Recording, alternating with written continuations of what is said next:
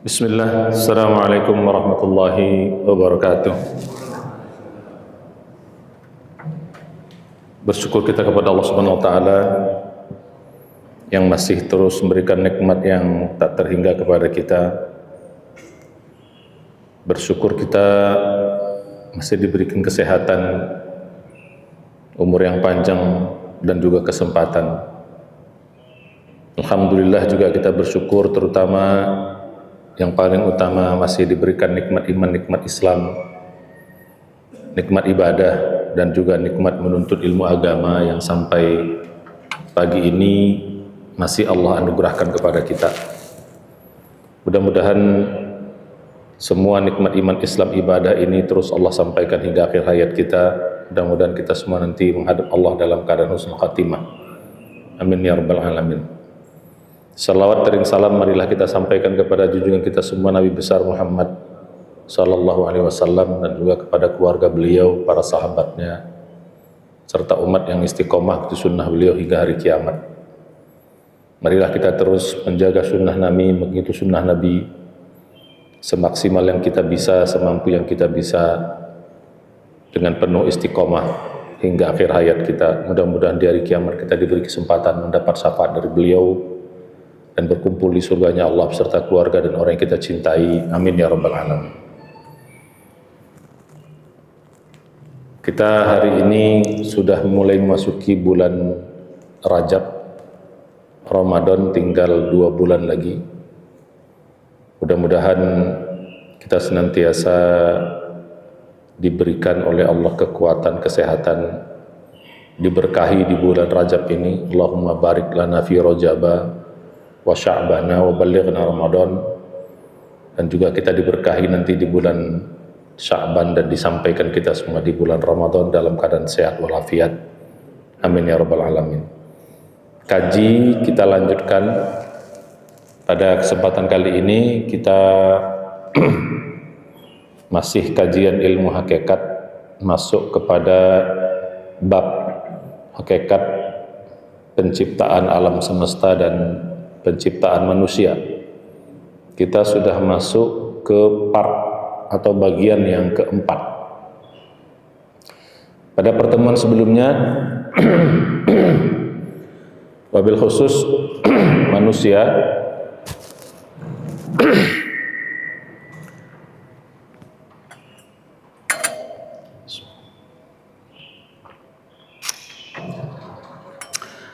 diciptakan oleh Allah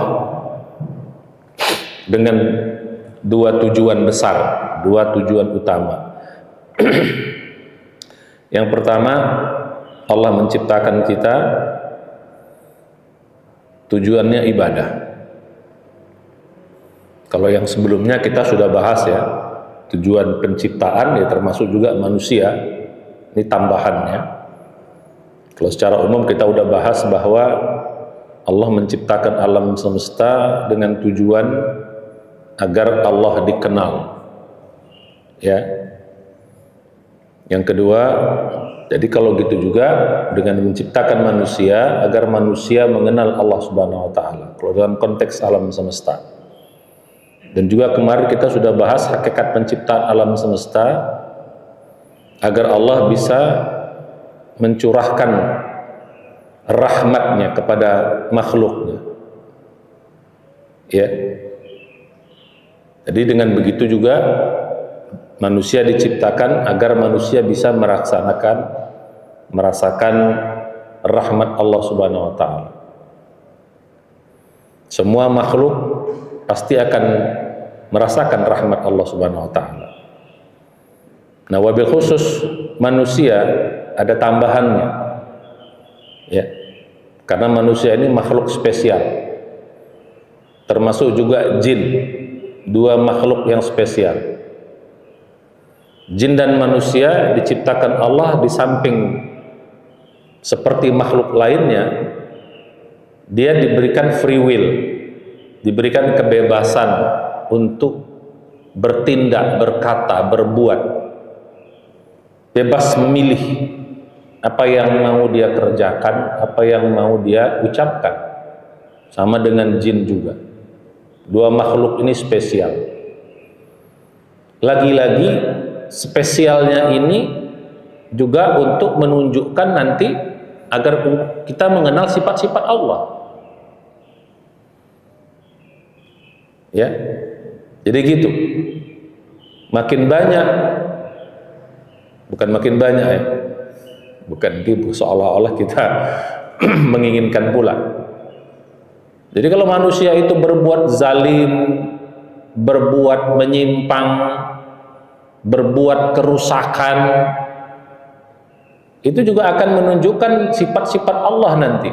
Kalau manusia itu nggak zalim, nggak tahu kita bahwa Allah itu maha kuasa, maha perkasa. Kira kalau semuanya baik gitu, ya kayak malaikat, patuh. Apa yang diperintahkan itulah yang dikerjakan. Mereka nggak pernah menyimpang. Jadi nggak nampak di situ maha perkasanya Allah. Tapi kalau ada yang bandit-bandit, ada yang zalim, ada yang bikin rusak, nah baru kelihatan Allah turunkan azabnya, Allah turunkan pemaksaannya dan lain sebagainya. Oh, baru tahu. Nah, jadi gitu Pak. Jadi diciptakan seperti ini pun untuk kita lebih mengenal Allah Subhanahu wa taala. Termasuk juga ketika manusia dan jin itu zalim, kemudian dia bertaubat, Allah terima taubatnya.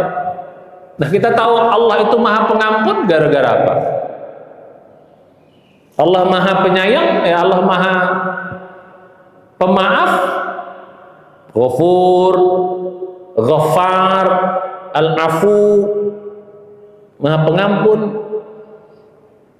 Kalau Ghafur itu pengampunnya dosa yang besar-besar. Ghaffar itu dosa yang berulang-ulang. Jadi bukan hanya Ghafur saja Pak Allah, sifat Allah juga Ghaffar, berulang-ulang. Bikin tobat lagi, bikin dosa tobat lagi, diampunkan, bikin lagi, tobat lagi, masih diampunkan, bikin lagi, tobat lagi, masih diampunkan sama Allah selama belum meninggal. Nah, tahunya kita Allah Maha Ghafur dan Ghaffar dari mana? Kalau tidak manusia itu dan jin itu bikin salah, terus bertobat. Oh, tahu kita ternyata Allah Maha Pengampun. Juga maha pemaaf, Al-Afu.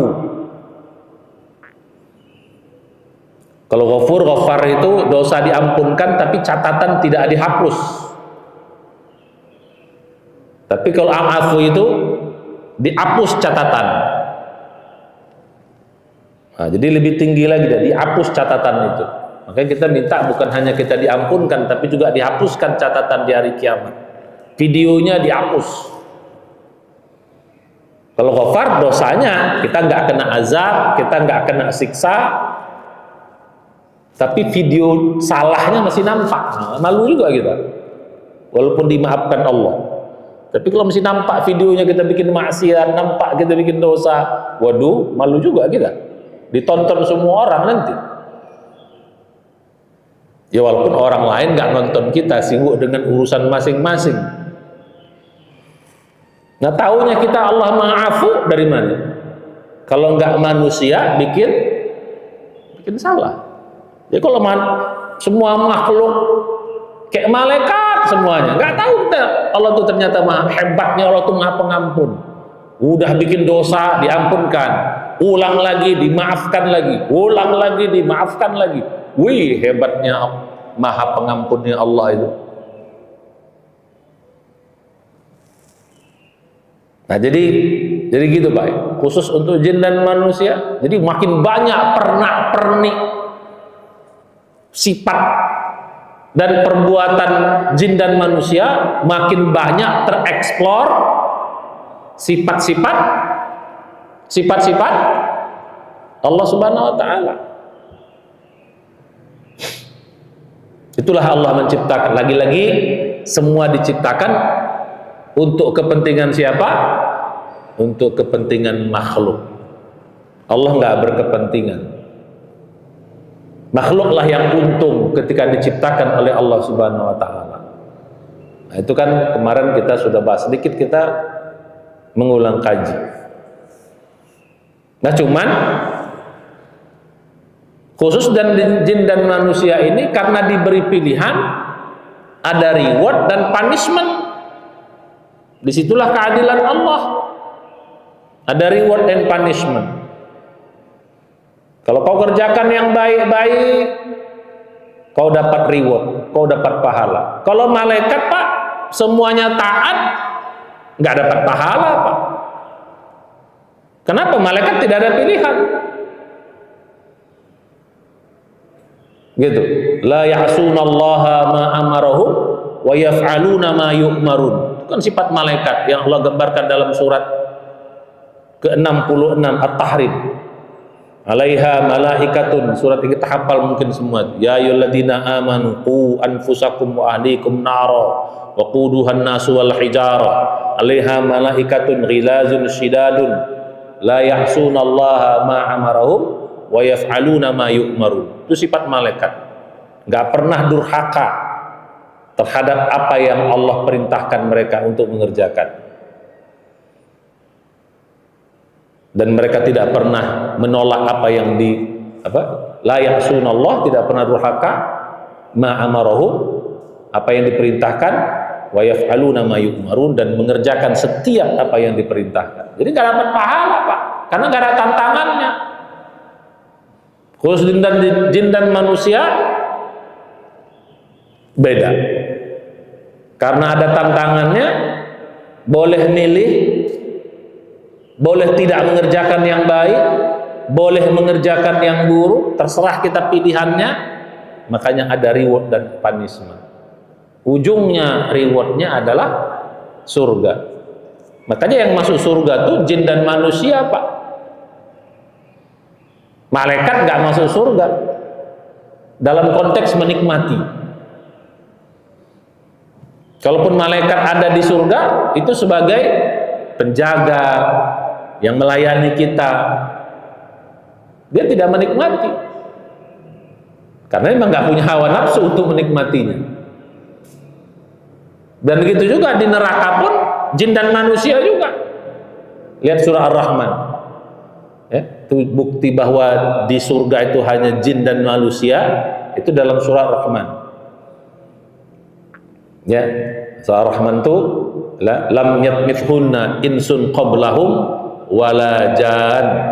Nah, itu menjadi dalil bahwa jin dan manusia itu ada di surga. Dan begitu juga di neraka, jin manusia juga yang ada. Walaqad dzara'na li jahannam katsiran minal jin wal ins. Sungguh kami penuhi neraka jahanam jin dan manusia. Kalaupun ada malaikat di neraka, itu tukang gebuk. Penjaganya, tukang gebuknya, tukang siksa. Jadi pemain utama yang ada di surga itu ya jin manusia. Pemain utama yang disiksa juga jin dan manusia, karena mereka diberi pilihan. Nah, balik kepada kaji kita, ya. Jadi manusia diciptakan Allah, tujuan pertamanya di samping tujuan besar tadi untuk ibadah. Mengapa kita harus ibadah? Kenapa disuruh ibadah? Kenapa untuk ibadah?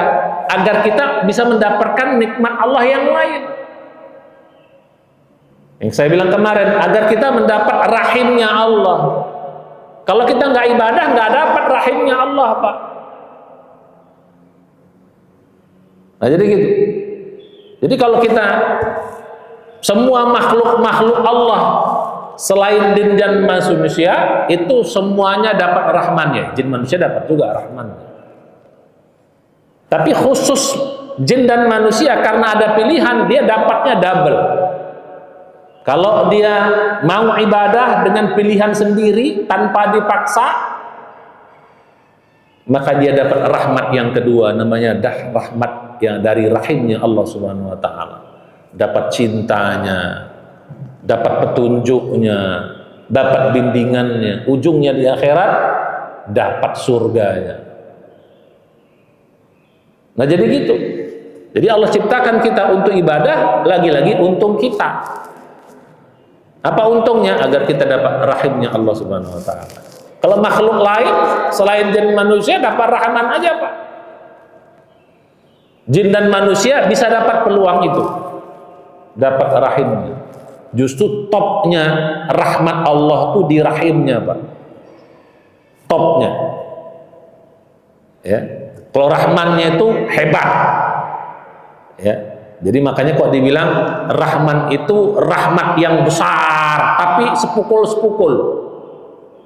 Rahman itu rahmatnya besar, mencakup semua makhluk, tapi dia nggak langgeng. Tapi kalau Rahim itu dia langgeng rahmat. Makanya dua-dua di sifat Allah Subhanahu Wa Taala. Justru topnya di mana? Itu di rahimnya. Makanya rahim ini hanya khusus diberikan bagi orang-orang yang mau ibadah. Itulah orang beriman. Maka wa kana bil mu'minina rahiman. Dan Allah itu hanya punya sifat rahimnya, hanya diberikan kepada orang-orang yang beriman, yang mau ibadah. Orang kafir dapat rahmannya Allah.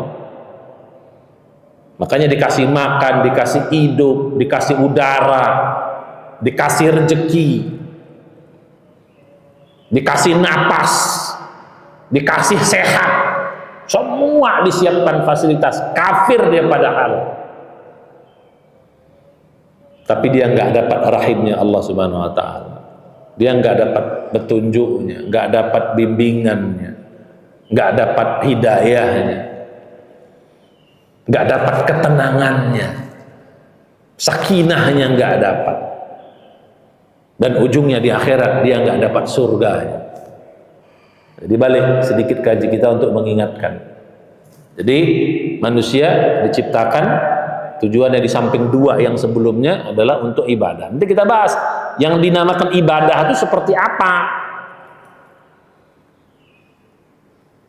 Yang kedua adalah diuji, untuk diuji. Nah ini ujiannya di sini nih. Jin dan manusia dapat ujian. Makhluk lain nggak dapat ujian, Pak. Khusus jin dan manusia dia dapat ujian. Ujian ini gunanya apakah dia masih tetap ibadah nggak ketika diuji. Kalau masih tetap ibadah ketika diuji, lulus. Kalau tak ibadah dia ketika diuji, maka gagal. Kalau malaikat udah pasti lulus ujian, ya udah pasti taat, udah pasti ibadah. Kenapa? Ya nggak ada ujiannya. Malaikat tuh nggak ada ujiannya, Pak.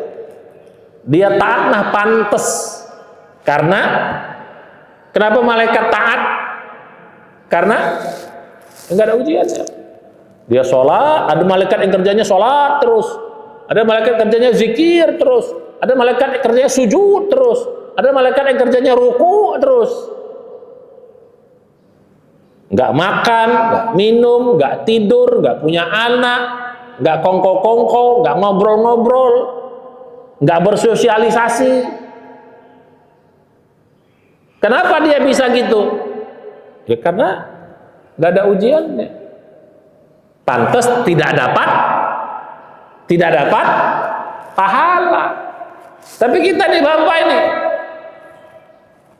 ya, ini pahalanya besar karena tantangannya berat ini untuk sampai kemari nih. Ujiannya nih berlapis-lapis nih untuk bisa sampai di sini nih. Mulai dari tantangan bangunnya, mulai mengalahkan ngantuknya, dinginnya, airnya, jalan kemarinya, malesnya. Itu bukan mudah tantangannya, Pak. Butuh bisa sampai kemari. Apalagi sholat subuh. Makanya sholat yang paling berat itu bagi orang munafik itu kan sholat isya sama sholat subuh. Bahkan paling top sholat subuh. Makanya orang yang bisa sholat subuh berjamaah itu seperti orang dapat pahala semalam suntuk sholat malam. Jadi kalau bapak-bapak, ibu-ibu sholat malam 5 jam, 6 jam tahajud, ya, ini khusus bapak-bapak. Tapi sholat subuhnya di rumah itu masih kalah orang yang nggak tahajud. Nggak tahajud dia, Pak. Tapi dia ke masjid sholat subuh. Begitulah, jadi bapak hebat kali tahajud, pikirnya, wah tahajud gitu kan, 6 jam Woi, berdiri, pagar semua. Tapi sholat subuhnya di rumah tanpa uzur.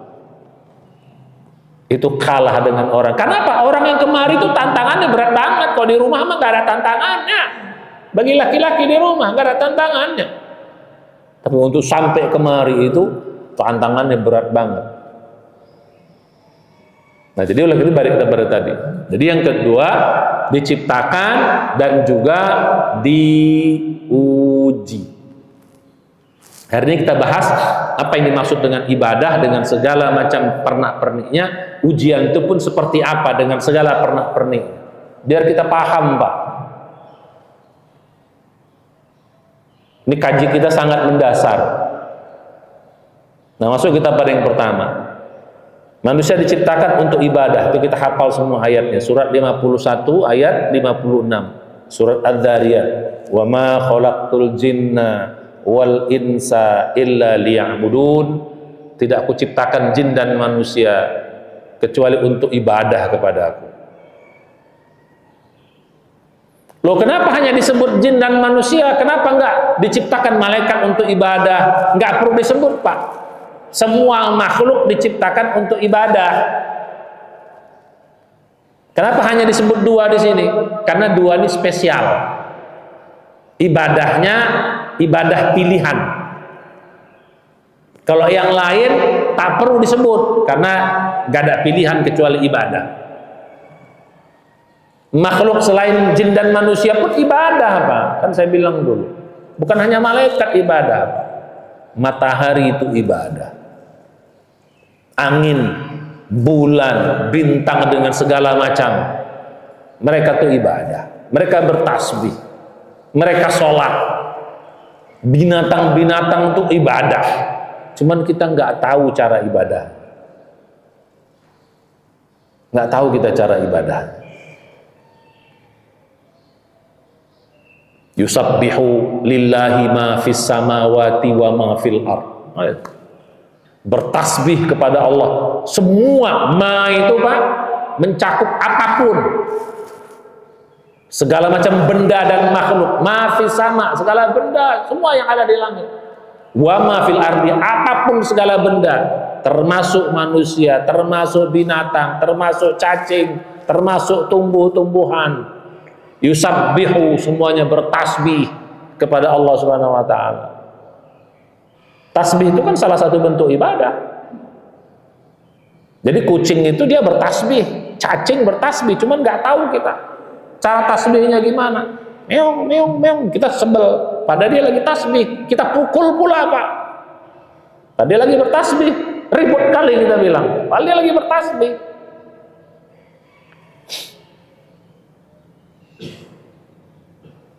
Sebel dengar apa namanya?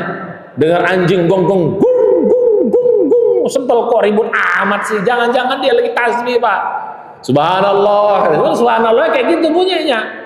Alhamdulillah dia bilang, bunyinya kayak gitu. Kita sebel. Kalau belajar ilmu hakikat ngeri kan, Pak? Kanjing gonggong gonggong, ya lagi bertasbih. Nikmati aja. Balik kepada kaji kita. Jadi diciptakan untuk ibadah, jin dan manusia, spesial. Jadi mengapa hanya disebut dua? Karena yang lain tak perlu disebut, gitu, Pak ya. Karena yang lain udah pasti. Nah, masuk kita pada yang dimaksud dengan ibadah itu apa? Ibadah itu ada dua, Pak. Satu namanya ibadah mahdhah, yang kedua ibadah ghairu mahdhah. Jadi ibadah itu luas. Jadi secara umum makna ibadah itu ketaatan. Setiap ketaatan yang kita lakukan karena Allah atau mencari ridha Allah, itu semua namanya ibadah. Jadi apa arti ibadah? Segala macam bentuk ketaatan yang kita kerjakan atau yang kita ucapkan. Bahkan mungkin apa yang kita pikirkan pun boleh kita lakukan untuk cari ridha Allah atau lillahi ta'ala, itu semua ibadah.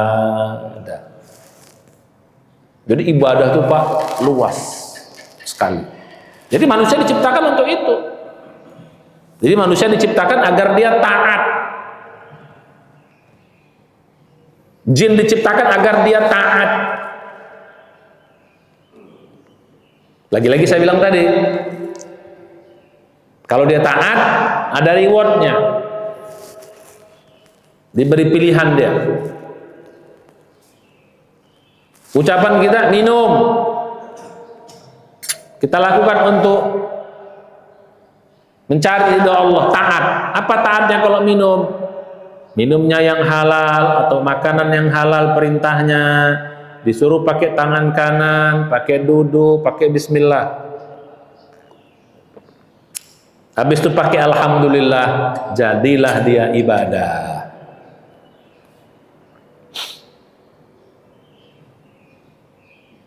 Tidur sama. Tidurnya dengan taat, dicari untuk lillahi ta'ala, jadi ibadah. Semuanya, apapun yang kita ucapkan, asal yang diucapkan itu taat, ikut aturan, maka jadi ibadah. Jadi ibadah itu luas. Nah, kalau kita klasifikasikan, dia ada dua, namanya ibadah mahdoh sama ibadah ghairu mahdoh. Ibadah mahdoh ini ibadah ritual, sholat, puasa, haji, zakat, zikir, yang sifatnya ritual. Tahu ritual Pak ya? Kalau istilah kita penyembahan. Boleh juga yang sifatnya hablum minallah, boleh. Sifatnya hablum minallah. Itu ibadah. Nah, ini yang sering kita pahami ibadah, padahal ini baru salah satu bagiannya. Ada lagi yang non ritual. Justru yang paling banyak itu yang non ritual Pak. Makan itu non ritual, minum, bekerja, berumah tangga, bisnis, bersosial, banyak sekali lapangan apa namanya, lapangan ibadah yang ghairu mahdoh ini.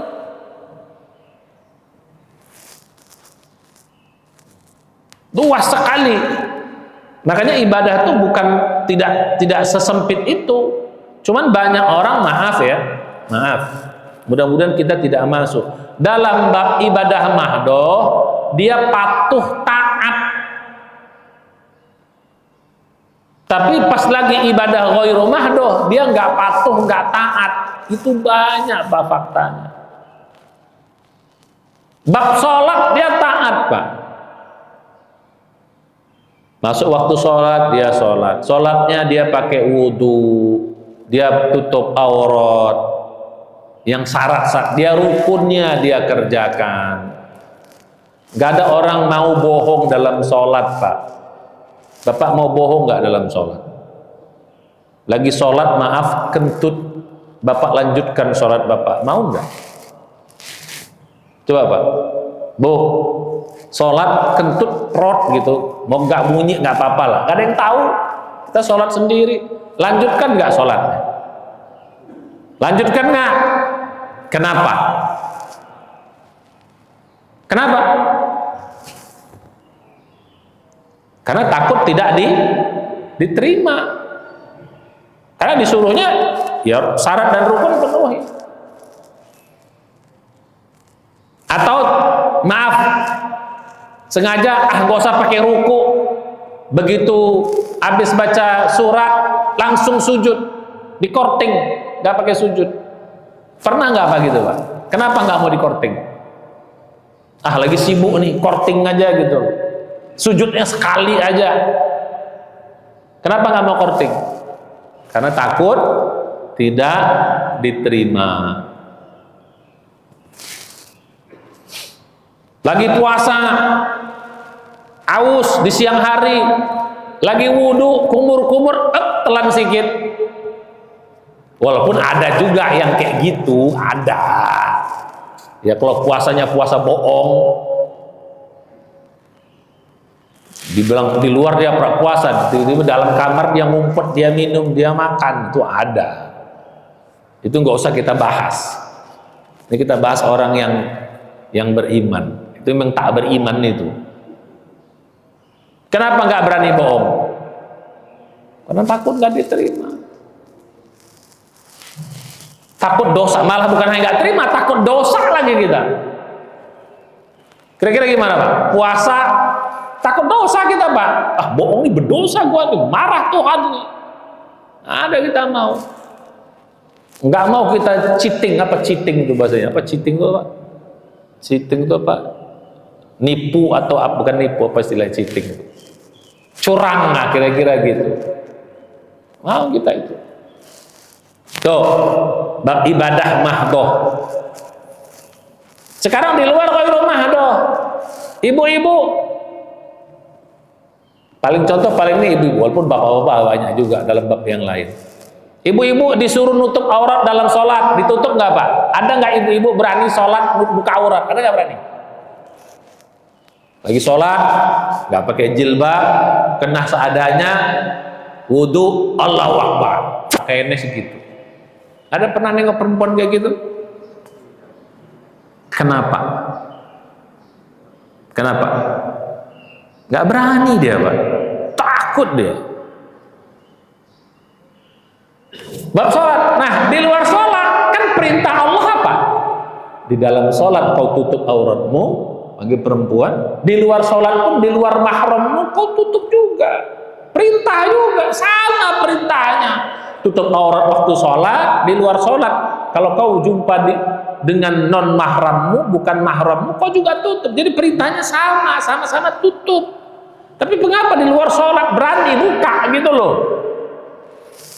Kenapa di luar sholat berani buka ibu-ibu, apa? Perempuan-perempuan. Yang kita bahas orang yang beriman. Perempuan yang sholat, ya kita nggak bahas perempuan yang nggak sholat. Kenapa nggak berani? Kenapa dia berani? Karena dia menganggap bahwa di luar sholat itu bukan ibadah. Betul tuh betul. Bukan ibadah dia menganggap. Akhirnya dia cheating aja, nggak apa-apa. Orang bukan ibadah ini kok.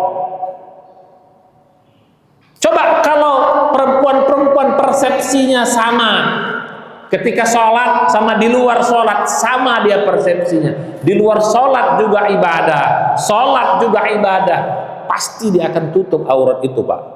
Sama-sama tak berani dia. Dia tak berani sholat pakai pakaian segini, maaf. Ada yang berani perempuan gitu ibu-ibu? Begini kita bilang. Tapi di luar sholat kenapa dia berani pakaian segini? Dia orang yang rajin sholat. Karena dia menganggap di luar sholat bukan ibadah. Padahal ibadah itu kan apa? Qul inna sholati wa nusuki wa mahyaya wa mamati. Ini semua ibadah Pak. Ini lapangan ibadah. Bukannya sholat lapangan ibadah. Semua ibadah yang lain juga lapangan ibadah. Wa mahyaya, hidup itu lapangan ibadah. Bahkan mati pun itu lapangan ibadah. Kalau kau matinya dalam konteks taat, itu ibadah matimu itu. Makanya ujungnya lillahi rabbil alamin. Semuanya untuk Allah. Sungguhnya sholatku, ibadahku yang lain semua selain sholat. Wa mahyaya, sebuah aktivitas hidupku. Wa mamati, bahkan matiku pun lillahi, semua untuk Allah subhanahu wa ta'ala, Tuhan semesta alam. Nah bapak-bapak tadi nggak berani cheating di dalam sholat. Coba ketika kerja, kenapa berani korupsi? Waktu sholat tak berani korupsi. Kenapa waktu kerja berani korupsi? Ketika dagang, berani ngurangi timbangan, berani berbohong. Ketika sama suami, berani bohong sama suami. Sama istri, berani bohong sama istri. Punya simpanan lagi, bilang enggak. Kenapa berani bohong Pak? Kenapa berani bohong Bu? Karena kita menganggap itu bukan ibadah. Coba kalau kita samakan Ini juga ibadah loh, sama seperti sholat, sama seperti puasa, sama seperti ibadah lainnya. Nggak berani kita Pak cheating di situ, berbohong, curang, nggak berani kita. Mengapa berani? Karena kita menganggap itu bukan lapangan ibadah. Coba kalau kita, nah ini makanya mesti paham betul kita, semua aspek kehidupan kita itu adalah lapangan ibadah kita kepada Allah. Asal apa tadi? Kita lakukan dengan penuh ketaatan, mencari ridhonya. Ya Allah, aku ngomong ini agar kau ridho sama aku. Ya Allah, aku bikin ini agar engkau ridho sama aku. Itu jadi ibadah semuanya Pak.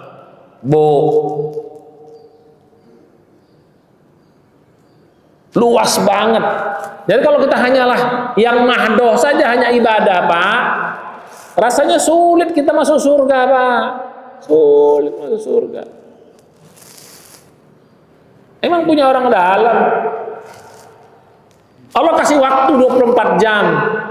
Berapa banyak sholat kita? Coba, berapa banyak sholat kita? Kalaulah ke masjid, oke, kita anggap ke masjid. Berapa menit ke masjid? Buat setengah jam kali 5, 2 jam setengah. Tambah ngaji, tambah zikir, buatlah 4 jam. Berapa? 4 jam. Kita dikasih umur berapa? 24. Cuman 4 jam kita ibadah. 2 kasih umur 24, nggak ada apa-apanya. Kalau cuman itu. Kita dikasih harta. Berapa sedekah bapak-bapak, ibu-ibu? Berapa zakatnya? 2,5%. Tambah berapa sedekahnya? Tanda petik, sedekah yang mahdoh. Infak yang mahdoh, tanda petik. Nanti kita belajar infak. Infak itu amat sangat luas sekali yang disebut infak. Nah, kita memahami hanya infak itu sama kayak ibadah tadi, sempit banget. Sedekah ke masjid, bantu anak yatim, apalagi buka puasa atau apalah namanya, ya, bikin wakaf atau apalah namanya, kita nggak sedekah. Itu terlalu sempit. Berapa persen itu Pak dibanding harta 100% alokasi? Paling 20%. Udah hebat banget tuh. 2,5 zakatnya tambah 20% sedekahnya. Bapak, berapa penghasilan kita? 10 juta. Ada sedekahnya 2 juta. Tanda petik yang sempit tadi itu. Yang mahdoh tadi itu. Jarang Pak. Ya kalau hartanya 10 juta, hartanya 100.000 sih aman. Makanya kalau kita hitung itu, ya maaf ya, orang punya harta 10.000, sedekahnya 1.000, besar atau kecil Pak? Kita anggapnya besar atau kecil? Kecil. Mudah enggak? Mudah. Saya tanya Bapak Ibu-ibu, kalau punya harta lebih 10.000, saya minta 1.000 dikasih enggak? Dikasih enggak Pak? Oh, ringan banget keluarnya. Nah sekarang kalau lebihnya 100.000, saya minta 10.000, kan sama-sama 10%. Mulai mikir. Lebihnya 1 juta, saya minta 100.000, tambah mikir. Lebihnya 1 miliar, saya minta 100 juta, tambah mikir lagi. Lebihnya 1 triliun, saya minta 100 miliar. Oh enggak.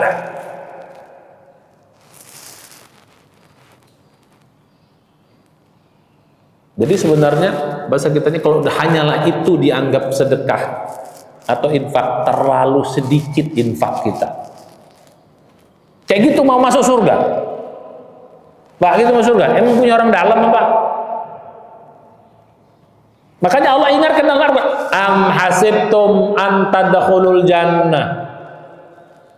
Apakah kau berpikir kau akan masuk surga, kata Allah? Semudah itu. Walamma ya'tikum mathalul ladzina khalau min qablikum. Belum datang ujian seperti orang-orang yang sebelum kamu. Masat umul ba'sa, mereka ditimpa penderitaan, wadarra, kesulitan-kesulitan, wazulzilu, hatta mendapatkan goncangan-goncangan, hatta yaqula rasul walladzina amanu ma, sampai rasul dan orang beriman di saat itu mengatakan mata nasrullah, kapan datang pertolongan Allah. Ala inna nasrullahi qarib, sungguh pertolongan dekat. Allah bilang. Jadi kalau kita dibandingkan umat terdahulu nggak ada apa-apanya, Pak. Kayak gitu mau masuk surga. Kalau mengandalkan sholat, berapa banyak sholat dan ibadah kita? Ngandalkan infak, berapa persen infak kita? Malah lebih banyak kalau gitu. Ibadahnya atau dunianya? Banyak dunianya. Kayak gitu mau masuk surga. Kalau hanya sebatas itu. Makanya lapangannya luas sekali, saya bilang tadi. Kalau cuma sholat sana, baca Quran sama zikir, paling cuma 4 jam. Tapi kalau ditambah yang lain, rumah tangga bisa jadi ibadah, bisnis, Bapak kerja berapa jam Pak? 8 jam. 4 jam tadi, tambah 8 jam, tambah pergi ke kantornya 4 jam lagi, udah berapa? 12 tambah 4, 16 jam bisa ibadah. Tambah di rumah ngobrol sama anak istri berkeluarga 2 jam lagi, 18 jam bisa ibadah. Tanpa tidur 6 jam, tidurnya pun taat, pakai doa, pakai wudu yang sempat berwudu. Tambah 6 jam lagi ibadah. Berarti ibadahnya berapa jam? Berapa jam ibadahnya? 24 jam bisa Pak. Nah ini baru pantas bisa masuk surga, karena ibadahnya 24 jam. Begitu juga hartanya. Untuk sedekah tadi buat 10%. Yang ke masjid, bantu orang, anak yatim 10%. Kasih makan anak istrinya bisa jadi ibadah infak. Berapa persen Pak ngasih makan anak istri? Berapa persen ngasih makan anak istri? Bisa 70%. Udah 80%. Jalan-jalan niatnya ibadah, jadi infak. Traktir temen niatnya infak, jadi infak ibadah. Beli pulsa, niatkan infak. Infaknya bisa berapa persen Pak? Beli rokok, oh itu nggak bisa. Karena rokok itu bukan ketaatan, malah dilarang sama Allah, nggak bisa. Karena syarat ibadah tadi apa? Yang dikerjakan taat karena Allah. Kalau merokok bisa taat nggak? Saya merokok karena disuruh Allah, bisa gitu? Emang ada suruh Allah kita merokoklah kamu?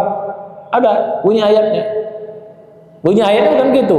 Kulu ma fil ardi halalan thayyiban. Makan yang di bumi perintah, tapi yang halal dan baik. Rokok halal enggak? Buatlah halal, enggak ada yang babi di situ, tapi thayyib enggak? Enggak thayyib. Ternyata merusak, berarti nggak masuk dia. Jadi kalau beli rokok nggak hitung, tapi nggak apa-apa lah. Paling cuma berapa persen buat rokok. Asal yang lainnya ibadah, kan gitu. Ini enggak, yang lain nggak ibadah, rokoknya gimana, buat poya-poya gimana? Kayak gitu kita mau masuk surga. Emang punya orang dalam. Jadi apa arti ibadah? Segala perbuatan dan ucapan yang kita lakukan dengan penuh ketaatan, ikut aturan Allah. Jadi perbuatan ucapannya ikut aturan Allah, tujuannya lillahi ta'ala, semua jadi ibadah. Apa arti ibadah Pak? Segala bentuk ketaatan, baik dalam ucapan maupun perbuatan. yang kita lakukan untuk cari ridho Allah namanya ibadah. Dan untuk itulah kita diciptakan. Untuk itu kita diciptakan. Diciptakan untuk hidup. Di dalam hidup tuh kita ibadah semuanya. Kau diciptakan makan, tapi makan kau makan ikut aturan. Kau hidup yang lain, kau berumah tangga ikut aturan. Kau bisnis kau ikut aturan. Untuk itulah kita diciptakan. Silahkan kau masuk dalam seluruh bidang apapun, asal kau lakukan ikut aturan dan untuk cari ridho Allah. Itu semua lapangan ibadah, untuk itu kau ciptakan, kata Allah. Jadi luas sekali lapangannya, Pak. Kalau sepertilah ini persepsi kita, keyakinan kita, sebenarnya dunia ini aman, Pak. Cuman masalahnya banyak orang enggak. Ya maaf ya, nggak usah jauh-jauh lah kita. Kadang-kadang dalam sholat kita bagus, tapi di luar sholat kita nggak bagus. Makanya banyak kadang-kadang orang mencela sholat, percuma dia sholat, kayak gitu kelakuannya. Ya gara-gara apa? Ini nggak paham, dia menganggap taat itu hanya di dalam sholat doang.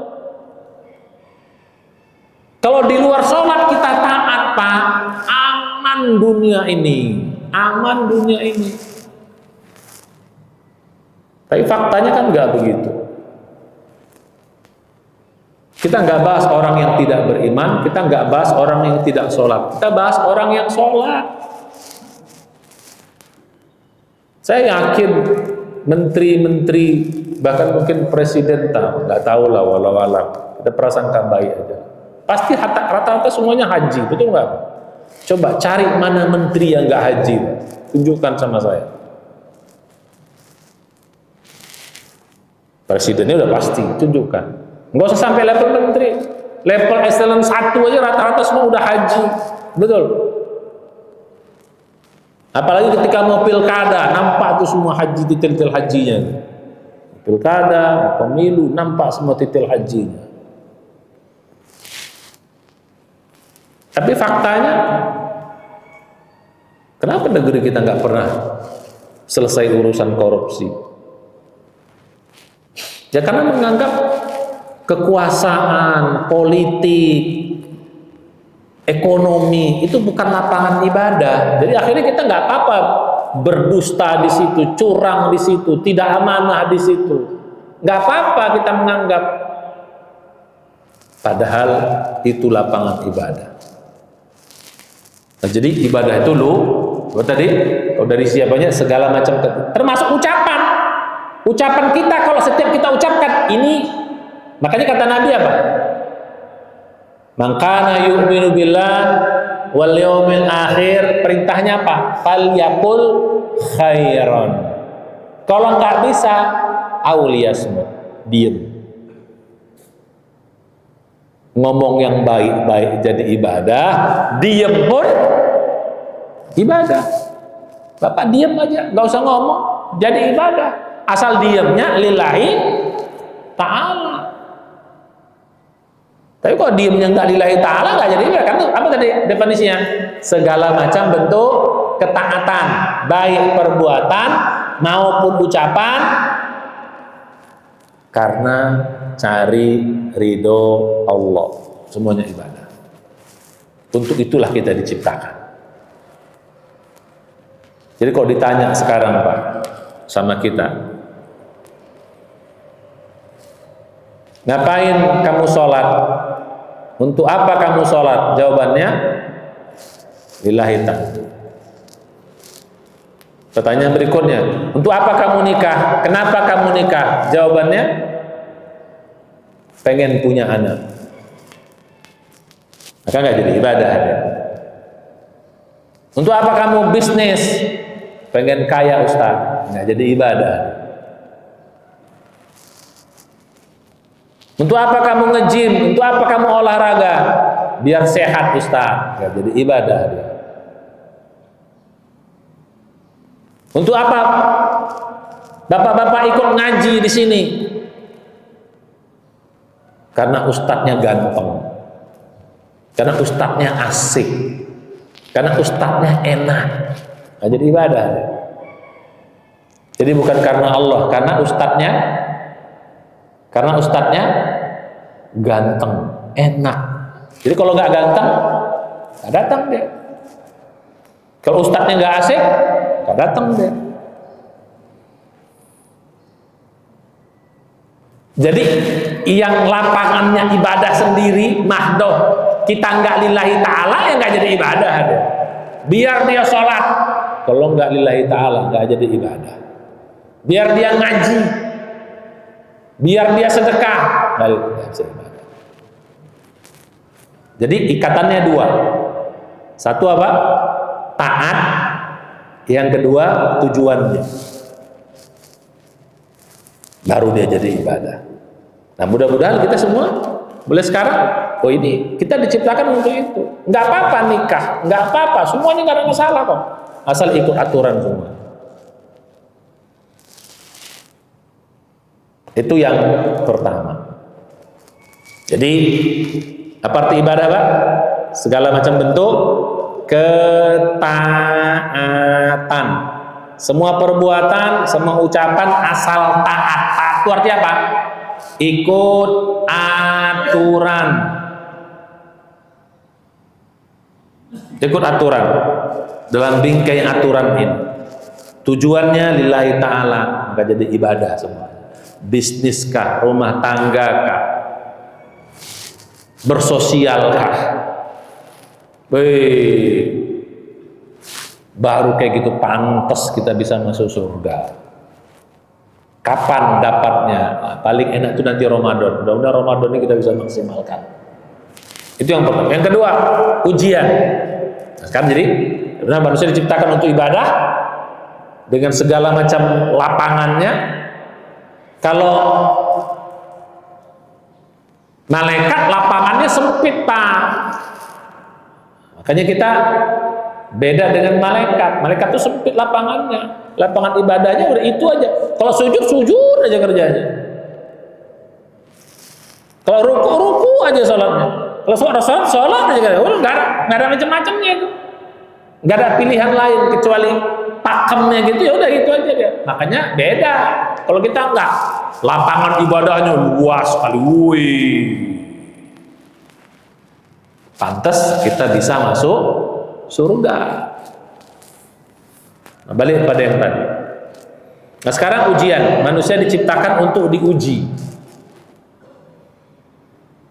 Ya, lapangannya luas, ujiannya luas juga. Setiap lapangan ada ujiannya.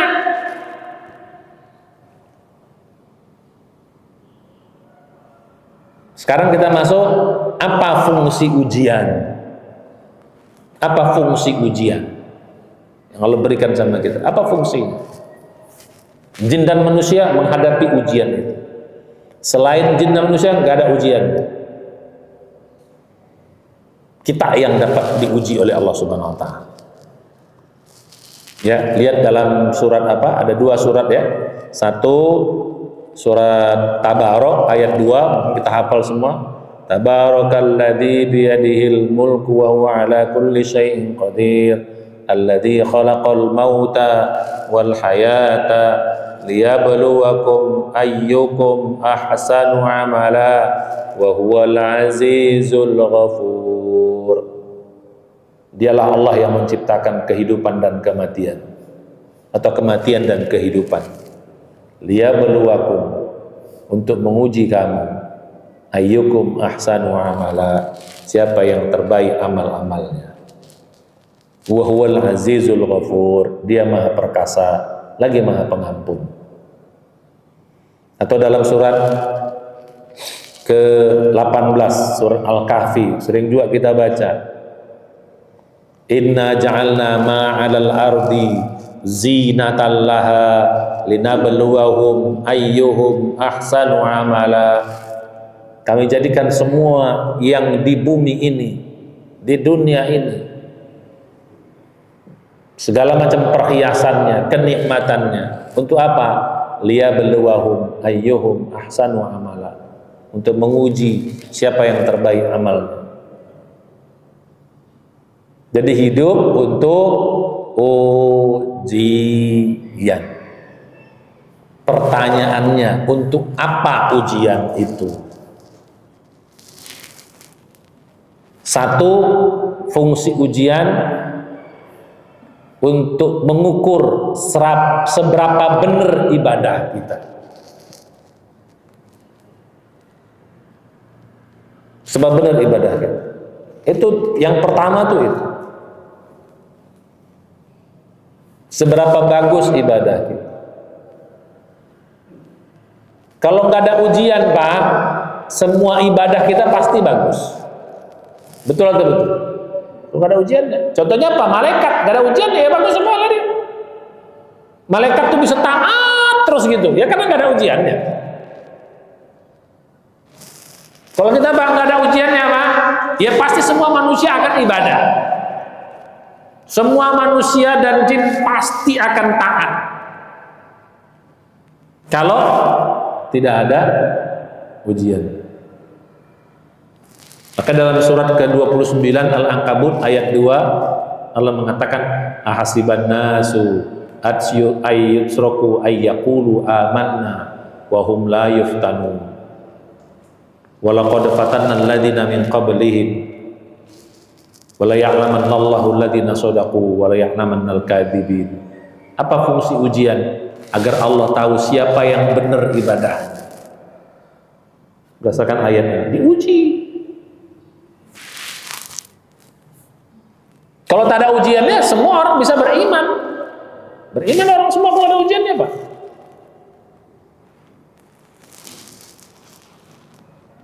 Termasuk iblis itu pun dia bisa beriman dulu sama Allah. Jadi begitu diuji, jatuh imannya. Iblis itu, Pak, gugurnya gara-gara ujian. Ujian apa? Ya ujian ketaatan. Sebelum Adam lahir, iblis itu taat banget sama Allah. Makanya pantas dia disejajarkan sama malaikat. Bahkan dia bisa masuk surga. Kalau dulu, Pak, sunnahnya dulu, sebelum ada manusia, jin itu kalau soleh bisa masuk surga, Pak. Jadi tidak melalui proses apa? Mati dulu, dibangkitkan, nggak ada itu. Nah, bisa masuk surga. Makanya iblis itu dulu di surga dia. Dia bersama malaikat kedudukannya. Saking apanya? Saking apanya? Saking solehnya. Gagal ujian dia. Ujian yang lain dia lewat semuanya. Apa ujiannya? Allah suruh dia sujud penghormatan kepada Adam.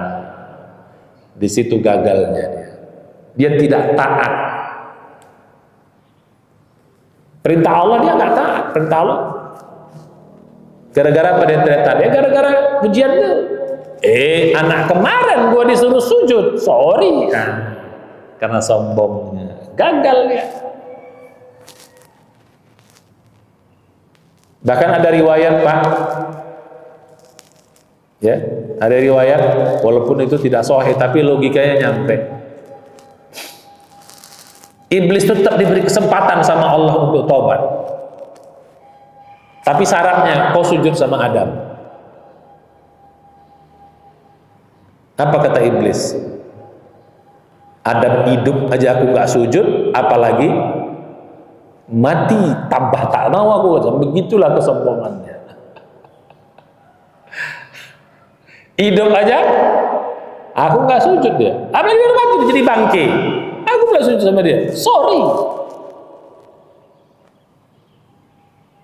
Begitulah, Pak. Bapak pernah dengar? Ini kejadian nyata nih. Saya ketemu orang. Ada orang, Pak. Dendamnya dia sama seseorang, saking dendamnya, dendam banget. Dia orang beriman, tanda petik lah kita anggap. Dia sholat, dia ibadah, dia apa? Tapi dendam banget dia sama seseorang. Padahal saudaranya juga, keluarganya juga, saking dendamnya. Kita pujuk-pujuk, maafkanlah Bu. Kan itu keluarga juga enggak. Bu, gara-gara itu nanti Allah nggak maafkan dosa ibu. Biar. Kalau gara-gara itu nanti ibu masuk neraka, biar aku masuk neraka kata. Begitulah. Pernah dengar ada orang kayak gitu? Kita ingat nggak? Enggak mau. Sakit sampai di sini, di sini. Nah.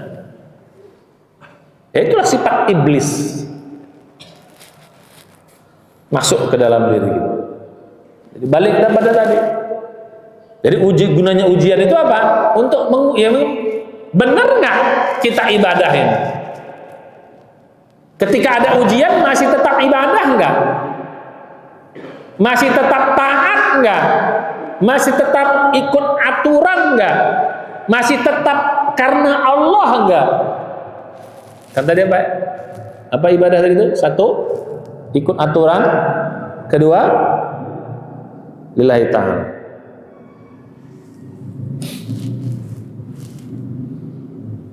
Aturan itu yang baik yang langsung dari Quran maupun aturan yang disampaikan Allah melalui lisan Nabi.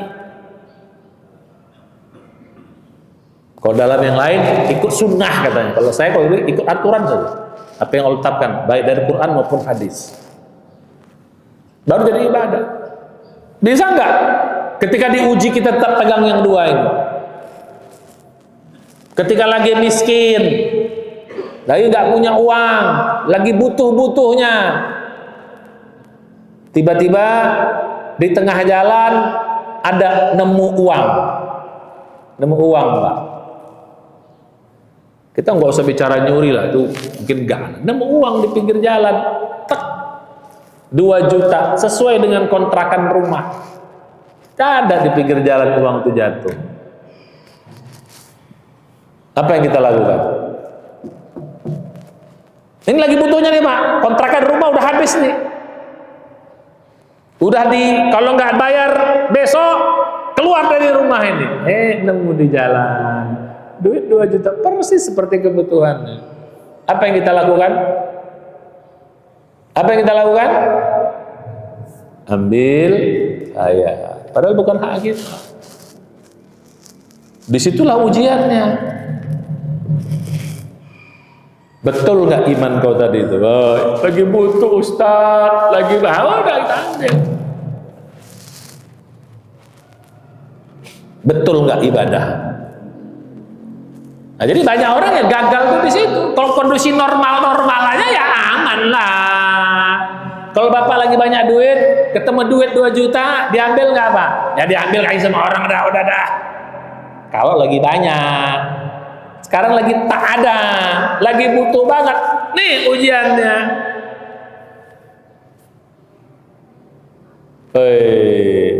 Jadi apa fungsi ujian pertama? Membuktikan bener nggak ibadah kita, tetap ibadah nggak, konsisten ibadah. Kalau itu, baru betul ibadah. Berarti betul ibadah. Itulah surat apa tadi?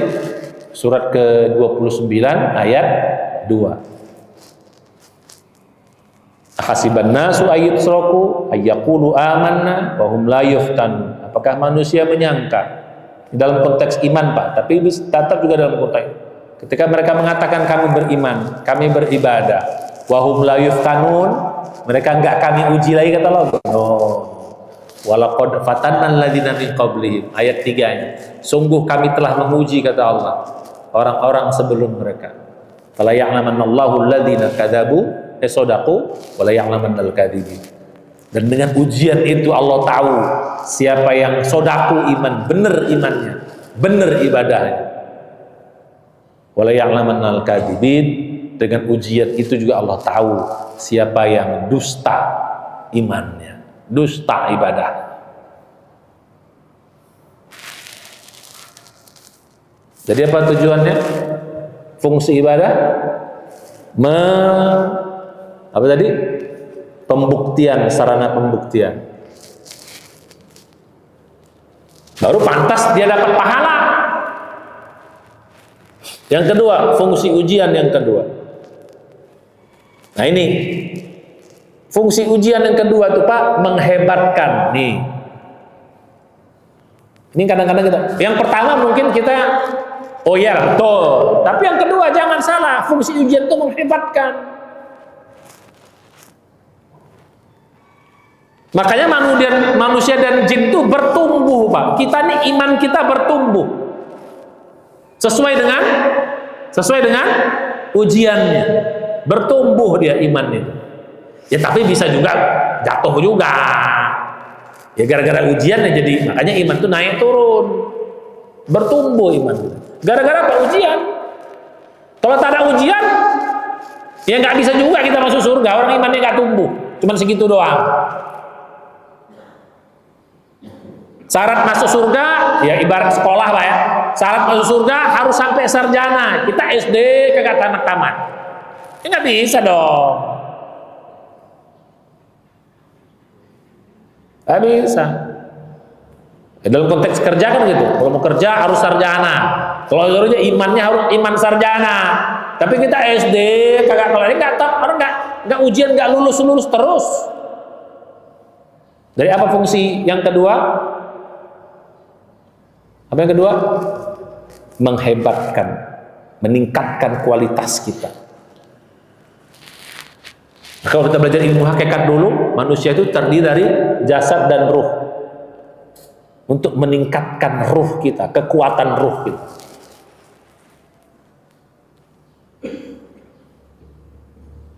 Cuman sayang, maaf ya, banyak kita yang sering nggak lulus ujian, nggak tamat-tamat ujiannya. Kadang-kadang ujian yang sederhana aja kita nggak tamat, Pak. Ujian marah, ujian sebel, ujian emosi, kan nggak tamat-tamat gitu. Banyak orang hal sepele udah marah. Kalau dulu masih muda marah, oke lah. Masa udah tua masih marah juga? Ada orang tua Pak, baru nengok anak-anak sedikit tersenggol, kalau masih muda oke lah. Ini, woi udah tua, masih nggak mau ngajak gelut juga. Ya Allah. Anak muda oke lah, pengen gelut, baru disalib dikit, udah tua disalib, begini juga di jalan. Nah itu, berarti itu nggak tamat-tamat, nggak naik-naik level. Jadi apa yang kedua? Fungsi ujian agar kita naik level, menghebatkan kita. Itu dalam konteks rohani. Sebenarnya dalam konteks fisik pun sama, walaupun fisik nggak bisa, dia bisa turun. Kalau fisik Pak, secara fisik kita menurun Pak. Kehebatan, kekuatan fisik itu menurun. Nggak ada yang meningkat. Tapi kekuatan rohani meningkat terus sampai maksimum. Kalau rohani jasmani enggak. Coba juara-juara dunia olahraga itu makin tua makin jago enggak? Makin tua makin jago enggak? Ada. Umur 20 mungkin puncaknya, ada yang 30 puncaknya. Ada. Main bola itu paling 30. 40 udah jarak. Turun semua. Jadi ujian itu menghebatkan kita. Makanya kita mengapa kalau orang-orang nge-gym mengangkat beban itu kan supaya apa? Jadi supaya badannya menjadi hebat, menjadi kuat. Coba, badan jadi kuat tanpa tantangan, bisa nggak? Bisa nggak? Nggak bisa. Jadi fungsi ujian untuk menghebat. Jadi kalau gitu yang untung siapa? Yang untung kita. Ya sama juga di sekolah-sekolah kan, taunya orang kita lulus itu kan gara-gara ujian. Ya bukannya nggak pakai ijazah Pak ya, ini yang ijazahnya asli, pakai short asli ijazahnya. Karena melalui ujian itu, kalau nggak ujian.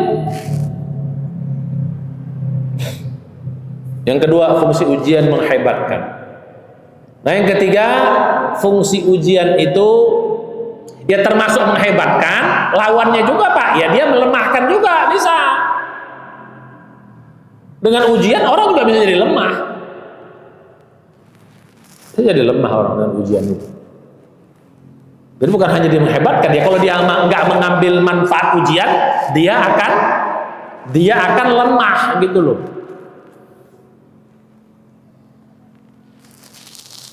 Bikin akan lemah kalau dia tidak mau mengambil manfaat dari ujian dia lemah dia.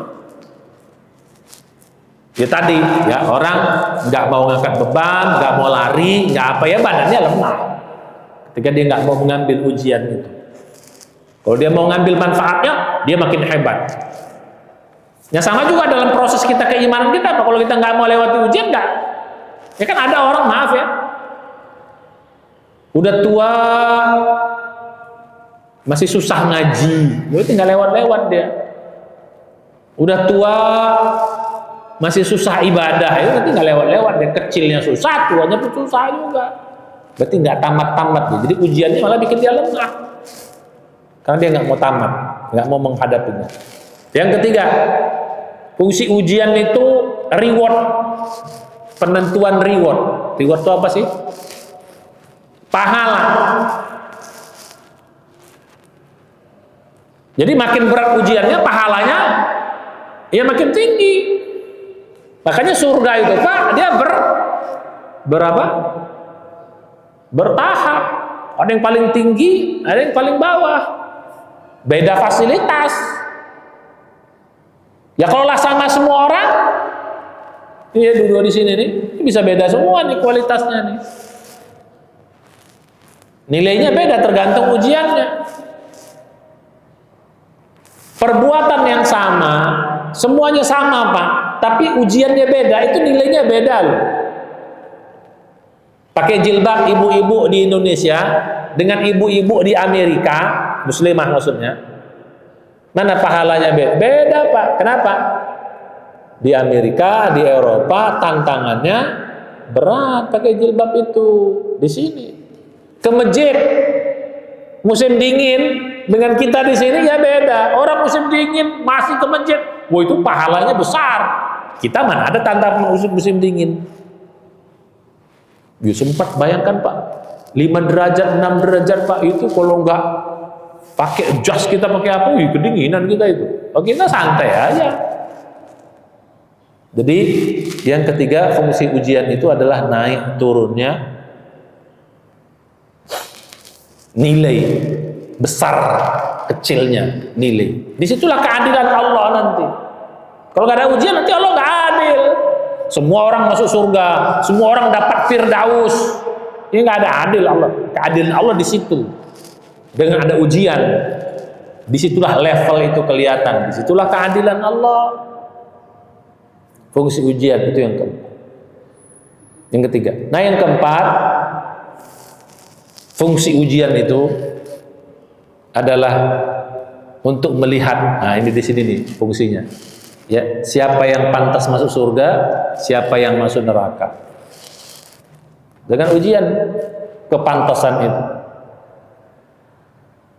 Makanya nanti Pak di hari kiamat nggak ada orang protes, yang di neraka nggak pernah ada yang protes. Ya Allah, kenapa aku masuk neraka? Nggak ada orang protes Pak. Kenapa? Dia tahu dia nggak lulus ujian. Nggak ada yang protes Pak. Nggak pernah ada ayatnya dalam Al-Quran orang masuk surga, masuk neraka itu protes. Ya Tuhan, kenapa? Latata, ya laitani, ya wailatana, ya laitani. Nah itu semua kan udah penyesalan semua itu, nyesal semuanya. Semua penyesalan. Kenapa dia nyesal? Karena tahu dia pantas masuk neraka. Tahu dia. Kan dia nggak protes. Rata-rata apa? Ya Allah, balikkan kami lagi ke dunia. Pasti kan, cuma selesai hidup cuma sekali. Fa'tarafu bidzambihim. Mereka sadar dosa-dosanya. Hatta orang kafir, Pak. Hatta orang zalim. Coba lihat satu surah Al-Muluk ayat 11, 12. Mungkin hafal kita surah Al-Muluk.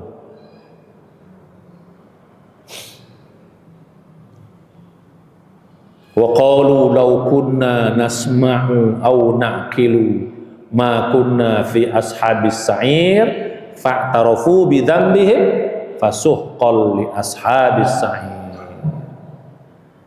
Ketika ditanya kepada penduduk neraka, kenapa kalian masuk neraka? Tidak akan datang kepada kalian pemberi peringatan. Mereka mengatakan, qalu bala, betul datang peringatan. Tapi fakadzabna, kami dustakan. Terus dia bilang, wa qalu law kunna, kalau seandainya kami dulu di dunia, nasma'u, mau dengar sehingga kami bisa tahan, au naqilu, mau mikir, pasti kami tidak jadi penghuni neraka. Fa'tarafu, mereka sadar bidzambihim, akan dosa-dosanya. Sadar dosa-dosanya. Nyesel. Lihat lagi dalam surat ke-40 ayat 11 juga. Ini buat orang kafir, sama bunyinya. Qalu, mereka berkata penduduk neraka itu. Berkata penduduk neraka, apa? Ya Allah, kau telah hidupkan kami, matikan 2 kali, hidupkan 2 kali. Fa'tarafna bidunubina, sadar kami dosa-dosa kami. Jadi mereka sadar, Pak, nyesel. Jadi semua nyesel. Gara-gara apa? Gara-gara ujian. Tahu mereka nggak lulus ujian. Itu yang keempat. Jadi fungsi ujian, ya, untuk melihat siapa yang pantas masuk surga, siapa yang pantas masuk neraka. Makanya kalau kita balik kemarin pertanyaan yang kemarin tentang takdir,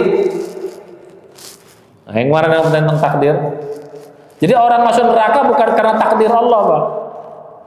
Gara-gara dia nggak lulus ujian. Ini yang saya bilang kemarin, takdir ikhtiari namanya. Takdir juga tapi ikhtiari. Karena ujian. Ya kalau Allah dia ditakdirkan, kenapa Tuhan kau takdirkan aku masuk neraka? Nggak ada orang bilang gitu. Karena dia tahu bahwa dia masuk neraka karena pilihannya.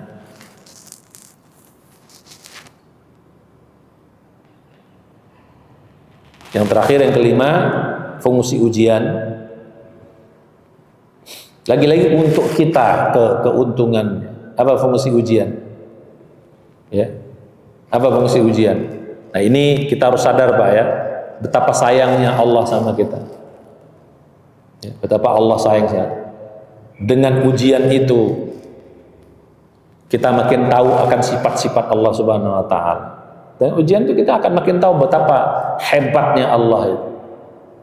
Dengan ujian itu kita tahu sifat-sifat Allah. Diuji kita dosa, kita bikin dosa,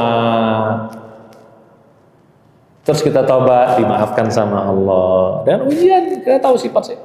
Jadi makin banyak ujiannya, makin tahu kita sifat-sifat Allah dengan segala macam perna-perninya. Jadi kehebatan Allah ketahuannya dari apa, Pak? Dengan banyaknya ujian itu. Orang kafir yang zalim apa? Akhirnya Allah siksa, Allah turunkan. Umat-umat terdahulu hebat-hebat. Gimana? Akhirnya Allah turunkan azabnya. Tahunya kita Allah tuh hebat tuh dengan ujian-ujian itu. Baik negatif maupun positifnya, ya.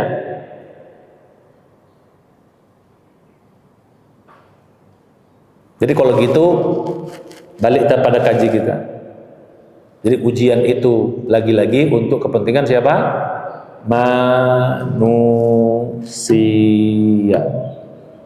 bukan kepentingan Allah. Makanya nggak ada orang yang protes sama Allah. Makanya Allah nggak ada pernah pun manusia yang protes sama Allah. Ya Tuhan, kenapa kau bikin gini? Nggak ada pada hari kiamat. Semuanya menyadari dan mengakui. Insya selesai kaji kita tentang ini, tentang hakikat penciptaan manusia, alam semesta dan manusia. Soalnya kita lanjutkan lagi, karena kita sudah mau masuk Ramadan, kita masuk nanti hakikat ibadah. Karena kaitan manusia dia untuk ibadah, nanti hakikat ibadah. Nanti kita masuk hakikat ujian. Bagaimana pernik ujian itu nanti kita pertajam. Jadi karena kaitannya udah mau Ramadan, kita masuk supaya Ramadan kita maksimal, kita masuk hakikat ibadah. Mengapa selama ini kita susah banget ibadah? Kalau dikerjakan pasti banyak asal-asalan. Kenapa kurang istiqomah? Kenapa susah istiqomah? Itu gara-gara apa? Kita tidak paham hakikat. Kalau kita paham hakikat ibadah, kita do the best, akan istiqomah, akan semangat, akan gembira dengan ibadah itu. Rata-rata banyak orang ibadah itu berat, ya tapi nggak apa-apa juga, bagus. Tapi kalau paham hakikatnya Pak, senyum ibadahnya, asik ibadahnya.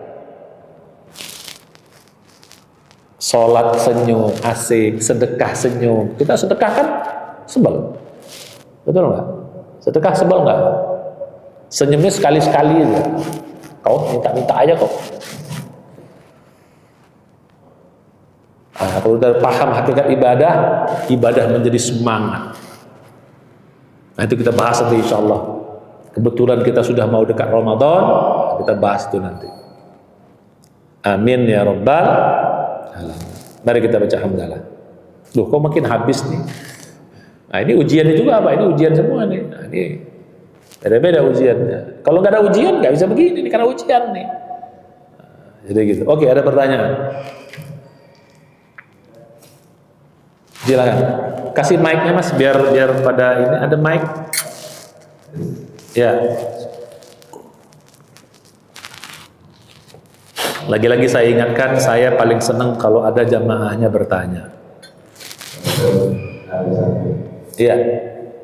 Di Atoran Kota terkenal ayat psikolog adalah katakanlah jika bapak-bapak, anak-anak, saudara-saudaramu, istri-istrimu, keluargamu, harta kekayaan yang kamu sangka perdagangannya, kamu khawatirkan kerugiannya, dan rumah-rumah kebaikan yang kamu sukai lebih kamu cintai daripada Allah dan Rasulnya serta berjihad di jalannya, maka tunggulah sampai Allah memberikan keputusannya, dan Allah tidak memberi petunjuk kepada orang fasik.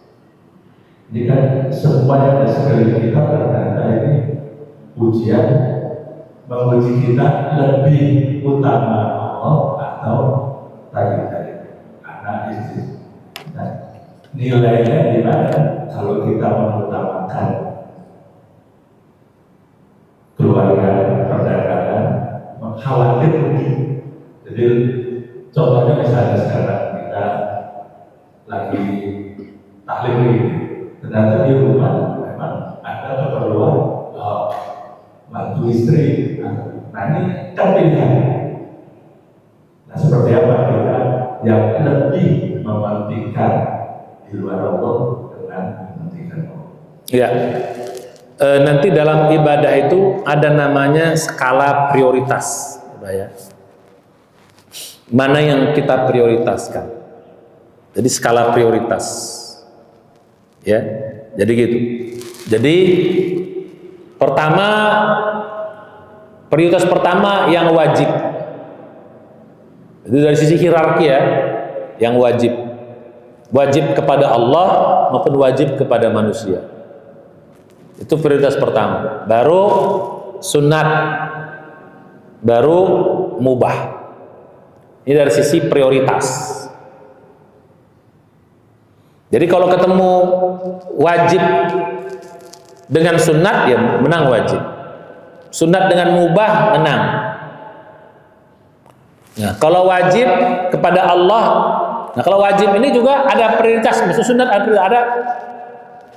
ada yang bisa ditunda nggak? Ada kewajiban tapi dia bisa waktunya nggak rigid.